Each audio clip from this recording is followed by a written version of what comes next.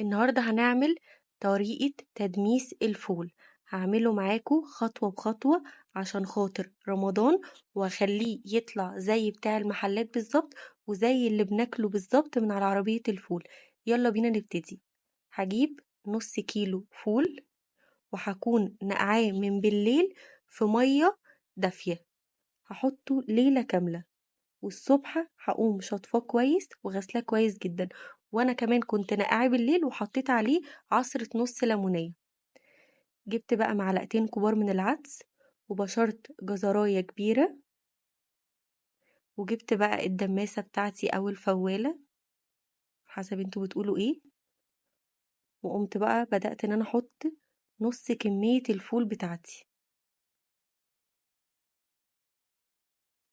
عايزاكوا بقى تبدأوا ان انتوا تحضروا من دلوقتي عشان خاطر رمضان. الفول طبعا عارفين كلنا ان هو بيبقى اساسي على ترابيزة السحور، ما نقدرش ان احنا نستغنى عنه، وما اعتقدش الصراحة ان مفيش حد ما بيحبش الفول.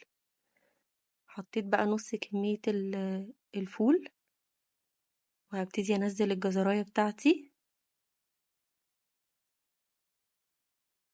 عايزة اقول لكم ان طريقته زي بتاعة المطاعم بالظبط، نفس الطعم، بل بالعكس كمان ان هو يعني احلى حاجة ان هو معمول في البيت ونظيف وانتي عارفة انتي حاطة فيه ايه بالظبط. نزلت بقى الجزراية، وحطيت معلقتين العدس الاصفر الكبار بتوعي، كنت طبعا غسلاهم كويس جدا. عايزاكم بقى تكتبولي في الكومنتس ايه الحاجات اللي انتوا حابين نجهزها مع بعض عشان خاطر رمضان، وان شاء الله هعمل لكم حلويات كتيرة جدا جدا الفترة الجاية تخص رمضان. وبعدين بقى هنزل ببقية كمية الفول بتاعتي. بصوا الفول يعني انتوا ممكن يتهيألكوا ان هو طريقته صعبة، انا كنت فاكرة كده، بس فعلا لما جربته لقيت ان هو مفيش اسهل منه، حرفيا مش بياخد وقت خالص في تجهيزه. ويكفي طبعا ان هو بيبقى معمول في البيت ونظيف، وفي نفس الوقت بيطلع كميات كبيرة جدا تقدر ان هي تكفينا ال30 يوم بتاع رمضان. قمت حطيت طماطمايه كبيرة،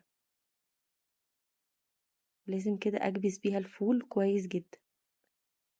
الوقت ده بقى انا كنت طبعا مسخنة مية سخنة، وهبتدي ان انا اصبها على الفول، واهم حاجة ان انا عايزاها تغطي الفول كله. بس كده تحضيره جاهز، جاهز وسهل جدا في الفوالة، ما بياخدش اي وقت.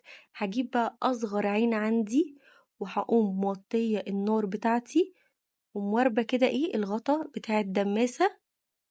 هو الصراحة هياخد وقت كتير على النار، بس انتي مش هتقفي عليه خالص، انتي بس كده ايه كل ساعة ولا كل نص ساعة هتديله تقليبة، وهتطمني اهم حاجة ان المية ما تكونش نشفت. لو المية نشفت عادي مفيش اي مشكلة، ممكن تزودي مية تاني، بس اهم حاجة ان المية تكون سخنة عشان خاطر الفول ما يبص. تعالوا بقى ايه نحضر اهم خطوة، هي دي الخطوة اللي بتخليه زي المطاعم بالظبط وزي بتاع عربية الفول. هجيب ربع كوباية مية، واحط معلقة صلصة كبيرة، ومعلقة نشا كبيرة،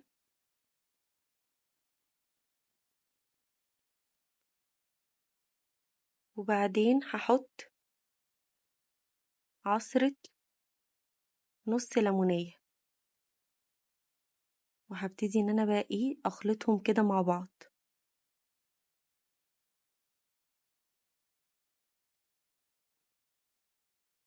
لو اول مرة تشوفوني ما تنسوش تشتركوا في القناة ولايك وشير للفيديو. دي بقى طعمها بيفرق جدا جدا جدا في طعم الفول، وصدقوني الفول طلع طعمه شبه اللي بناكله بره بالظبط، بل بالعكس كمان طلع طعمه يعني في نظافة كده، انتي بتاكلي حاجة انتي عاملاها في البيت. عايزاكم بقى تتابعوني كتير الفترة الجاية عشان خاطر هنبتدي نجهز مع بعض الحلويات بتاعت رمضان، واكتبولي في الكومنتس لو في اي حلويات حابين ان احنا نعملها مع بعض. بس كده.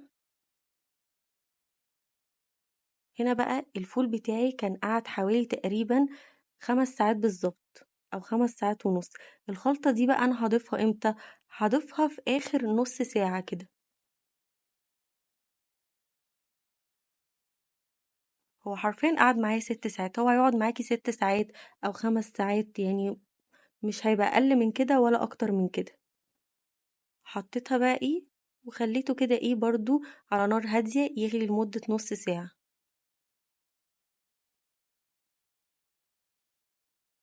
عايزة اقول لكم كان فظيع فظيع فظيع.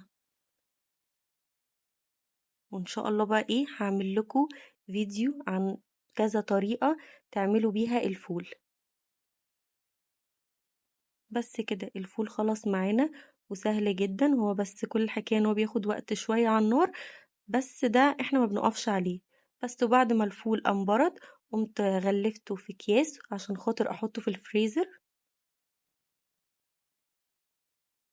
بس كده، وباي باي.